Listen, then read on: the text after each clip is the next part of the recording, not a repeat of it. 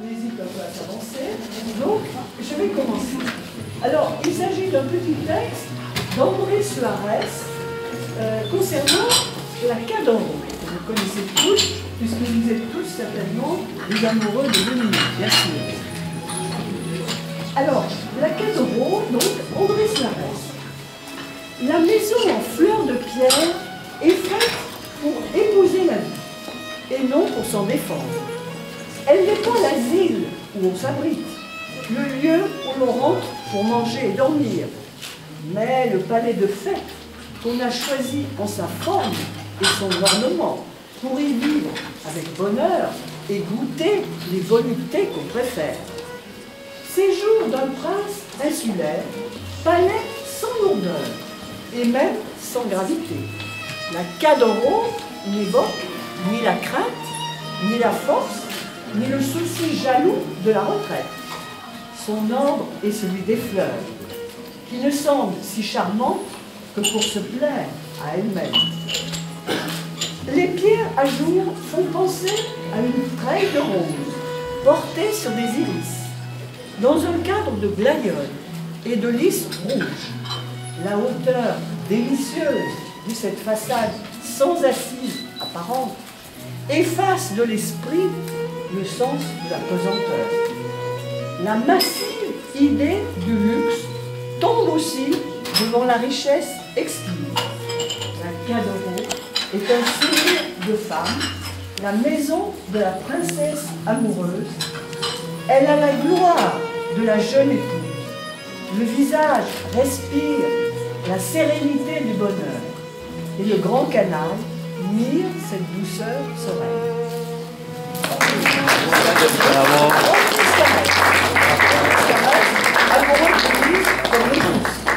Alors, qui veut continuer? C'est une introduction?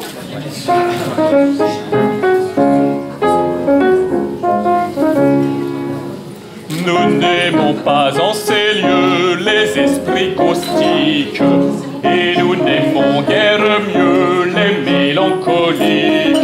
Soyez fous, vifs et fouguets, fous doux et fous gaillards, mais freins de ces fous fous, freins de ces tri-tri, de ces fous, de ces tri, freins de ces fous tristes, ces piques des jésuites. Soyez fous, vifs et fouguets, fous doux et fous gaillards, mais freins de ces fous fous, freins de ces tri-tri, de ces fous, de ces tri, freins de ces fous tristes, ces piques des jésuites.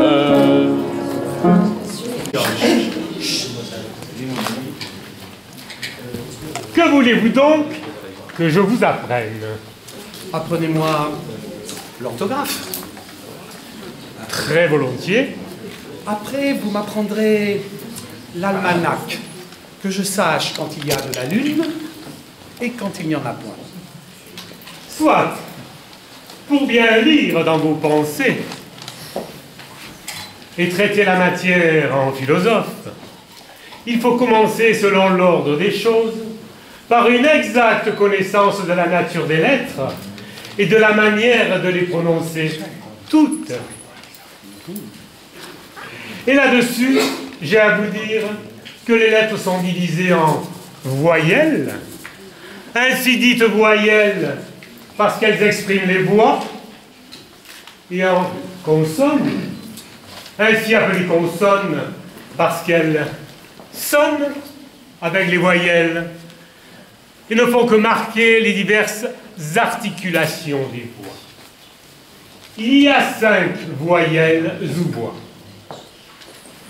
A, E, I, O, U. J'entends tout cela. La voix A se forme en ouvrant fort la bouche. A. A, Ah, oui. La voix E se forme en rapprochant la mâchoire d'en bas de celle d'en haut. A, E. A, E, A, E. Ma foi, oui, cela est vrai. Et la voix I, en rapprochant les mâchoires encore plus fort et écartant le coin de la bouche vers les oreilles. A, E, I. A, E, I. Que cela est beau. Vive la science. Et la voix O se forme en rouvrant les mâchoires et rapprochant les lèvres par les deux coins, le haut et le bas. O, O, O, O. Oh, cela est admirable. O. mais justement, l'orifice de la bouche fait comme un petit rond représentant un O. O, O, O. La voix U. La voix U se forme en rapprochant les dents presque entièrement. Les deux lèvres s'allongeant au dehors, se rapprochant sans se joindre tout à fait. U. U. U. Oh, il n'y a rien de plus véritable. U. Vos deux lèvres s'allongent comme si vous faisiez la moue, de sorte que si vous vouliez la faire à quelqu'un ou vous moquer de lui, vous ne sauriez lui dire que Oh, cela est vrai. Que n'ai-je étudié plus tôt pour savoir tout cela? demain, nous étudierons les autres lettres qui sont les consonnes. Est-ce qu'il y a des choses aussi curieuses qu'à celle-ci? Sans doute la voix D. La consonne D, par exemple, se prononce en donnant du bout de la langue au-dessus des dents d'en haut. Da. Da? Da? Ah, les belles choses! Les belles choses! Left. En posant les dents d'en haut sur la lèvre du dessous. Fa. Fa! Fa! C'est la vérité!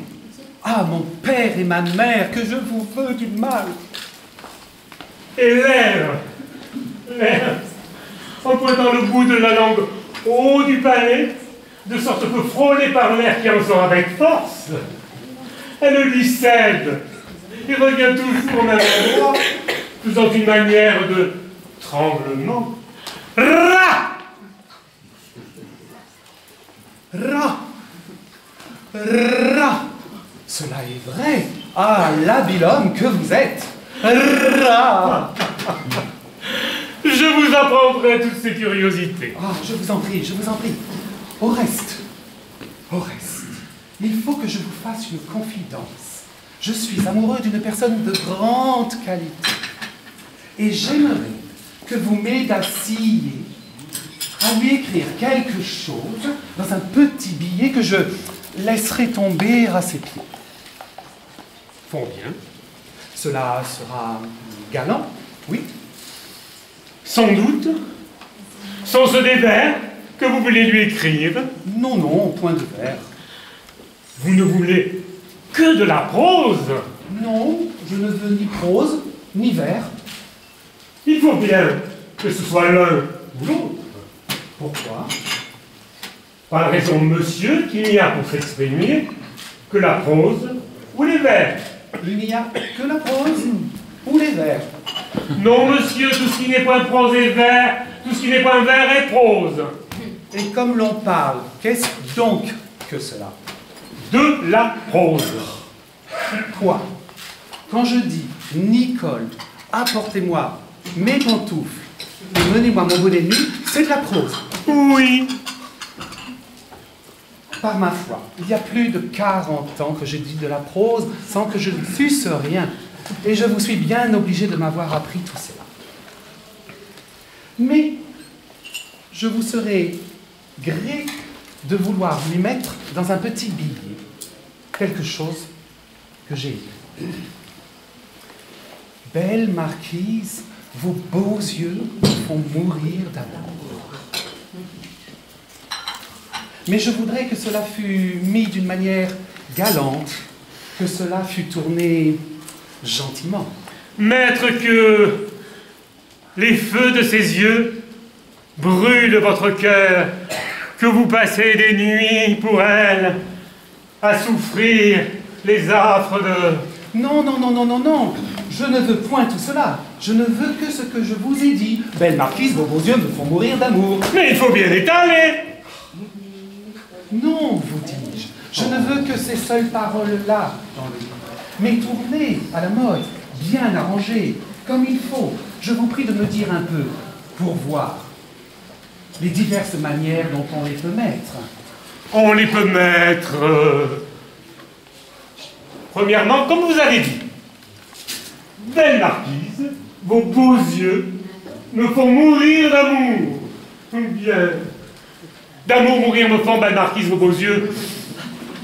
Ou bien, vos yeux beaux d'amour, belle marquise, d'amour me font, ou bien, mourir vos beaux yeux, belle marquise, d'amour me font, ou bien, me font, vos beaux yeux, mourir, belle marquise d'amour.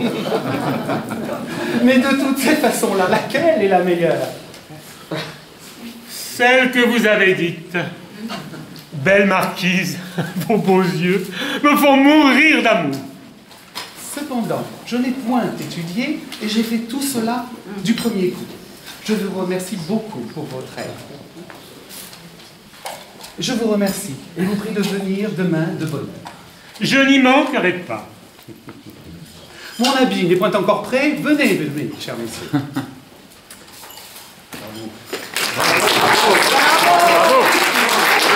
Tourne.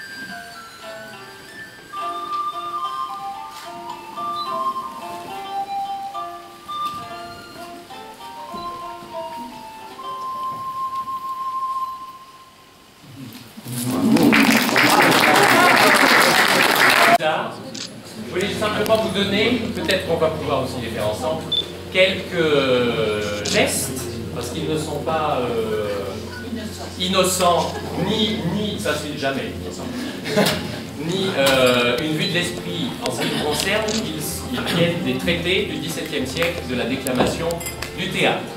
Alors déjà, et ça je pense que ça va être une bonne chose pour ces messieurs qui souvent sur les photos sont sur leurs deux pieds, pas d'une grande élégance. Alors, un acteur qui se présente sur scène doit se poser en ce que l'on appelle au théâtre une croix de scène, c'est-à-dire toujours d'être sur un pied ou sur l'autre. Évidemment, pour les danseurs, nous sommes en 4e position. Je suis en appui arrière gauche, mais je peux passer en appui avant droit. Ça, c'est ma première diagonale. Et ma deuxième diagonale seront un appui arrière droit avec un appui avant gauche. Voilà. Donc ça, c'est la croix de scène sur laquelle je ne bouge pas. Ensuite, je monte un peu au fur et à mesure du corps. Les hanches et les épaules sont face publique au XVIIe siècle. Au XVIIIe, on est beaucoup plus dans les déhanchés. Mais là, je ferai, malgré mon costume XVIIIe, je ferai de la gestuelle XVIIe. Les bras sont en 3 parties. 1, 2, 3. 1, 2, 3. Et évidemment, les positions des doigts et des mains vont exprimer tel ou tel sentiment. Là, je suis dans une position de l'orateur qui va commencer à faire son discours. Si vous connaissez le tableau de la muse de l'éloquence de Polymnie de Simon Vouet, elle est exactement dans cette position-là. Voilà. Donc ça, par contre, c'est une position qu'on pourrait faire. Voilà, parfait, monsieur. Hop, votre main, voilà, avec les doigts fermés. Parfait. Merci, voilà. Madame. Magnifique tout de suite. Monsieur. L'autre pied. Voilà. Ce que je ne vous ai pas dit, c'est que quand on est en appui arrière gauche, la main éloquente, c'est la main opposée à la jambe d'appui, comme en danse baroque. Autrement dit, c'est la main droite. Je ne veux pas être comme ça. Là, en plus, je suis déséquilibré. Il faut que je sois comme ça, en opposition à la main. Je vais continuer par là. Ça, vous êtes assise, mais vous êtes magnifique. Monsieur, toujours, monsieur, de votre main droite. Presque plus la peau. Voilà, magnifique. Super, super. De la main gauche, monsieur? Qu'est-ce que ça veut dire? Monsieur? Oui, il n'y a pas de gaucher au XVIIe. Depuis le Moyen-Âge, on les brûle. Ah oui, bah oui, je vois ça. Changez de main, monsieur, changez de main, changez de pied. Voilà. Alors ça, vous êtes en train de me faire le trait d'esprit. Cela ne me surprend pas de vous. Parce que ce petit rond là, c'est quand je fais un trait d'esprit, par exemple. Voilà. Parfait. Parfait. Voilà, je suis désolé, je reste dans les... Je ne peux pas aller plus loin pour vous faire travailler. Donc ça, c'est donc ce petit geste. Un geste assez facile, on va tous faire ensemble, c'est comme des gueules du lion. Alors à votre avis, qu'est-ce que ça peut être? Si je fais... C'est dans la colère, et c'est un sentiment encore supérieur à la colère. La haine, bravo madame. La haine. Si je fais ce geste-là. L'indifférence. Ah, c'est plus que ça. La peur, l'ignorance, le dégoût. Alors c'est plus proche du dégoût et du dédain, c'est la honte. Je ne peux pas voir. Vous avez un geste rigolo, c'est dans justement, on m'a dit le mépris. Alors le mépris, c'est juste le doigt croché. Juste le doigt crochu, comme ça. Et puis vous avez dans le même style, ça, l'ironie. Avec le majeur. Voilà. Avec le majeur. Majeur, voilà. Va bien, va bien. Va bien, va bien. C'est bien, je vais faire des élèves. Casser un poignet. Voilà. Et rien. Ouais. Geste neutre. Toujours la main droite, geste neutre. Qu'est-ce qu'on pourrait faire d'autre de rigolo? Ah, un sentiment positif quand même. Voilà, alors l'adoration. L'adoration, c'est encore plus fort. Ça va être ce geste-là. Alors vous avez beaucoup de vierges dans la peinture. Lorsque là, je précise dans la peinture. Je n'ai pas dit dans cette assemblée, je ne me permettrai pas. Donc dans la peinture, la Vierge Marie, la seule et l'unique, quand l'ange de l'Annonciation vient lui annoncer la bonne nouvelle, la mauvaise, ça dépend de quel point de vue on se place, elle est tout le temps dans cette position-là. Voilà. Ça, c'est où il y a beaucoup de saints aussi qui reçoivent l'esprit divin, qui vont être dans cette position-là. Ça, c'est vraiment le geste de l'adoration.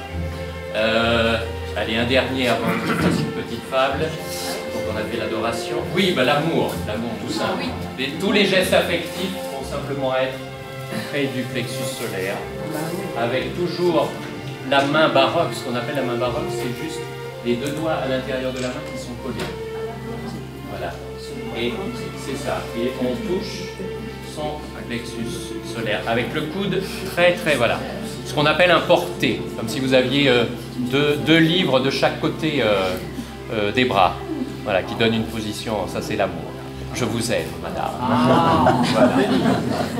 Eh bien, en parlant d'amour, la transition est trouvée. Je vais vous faire une petite fable qui s'appelle, de La Fontaine bien sûr, qui s'appelle La jeune veuve. Donc, qui est une des fables non animalières. Et évidemment, je vais vous le faire, ça va vous demander un tout petit peu de travail d'écoute, parce que évidemment, je vais vous le faire avec la prononciation du français 17e, quelque peu différente que celle du français actuel. Donc, la jeune veuve. La perte d'un époux ne va point sans soupir. On fait beaucoup de bruit, et puis on se console. Sur les ailes du temps, la tristesse s'envole. Le temps ramène les plaisirs. Entre la veuve d'une année et la veuve d'une journée, la différence est grande. On ne croirait jamais que ce fût la même personne. L'une fait fuir les gens, et l'autre a mis la tresse. Au soupir vrai ou faux, c'est le là s'abandonne. C'est toujours même note et pareil entretien. On dit qu'on était consolable. On le dit. Mais il n'en est rien, comme on verra par cette fable, ou plutôt par la vérité. L'époux d'une jeune beauté partait pour l'autre monde. À ses côtés, sa femme lui criait « Attends-moi, je te suis, et mon âme, aussi bien que la tienne est prête à s'envoler !» Le mari fait seul le voyage. La belle avait un père, homme prudent et sage. Il laissa le torrent couler. À la fin, pour la consoler, « Ma fille, lui dit-il, c'est trop versé de larmes, qu'a besoin le défunt que vous noyez vos charmes. Puisqu'il est des vivances, ne songez plus aux morts.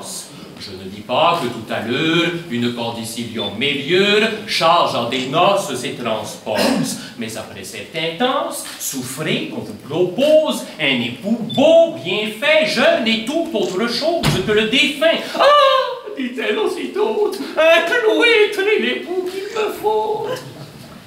Le père lui laissa digérer sa disgrâce. Un mouet de la sorte se passe. L'autre mouet, son employé a changé tous les jours, quelque chose à l'habit, au linge, à la coiffure, le deuil enfin sert de parure, en attendant d'autres atouts. Toute la bande des amours revient au colombier. Les jeux, les rites, la danse ont aussi leur tour à la fin. On se plonge sous les matins dans la fontaine de Joubas. Le père ne craint plus ce défunt enchéri, mais comme il ne parlait de rien, notre belle, « Où donc est le jeune mari que vous m'avez promis ?» dit-elle.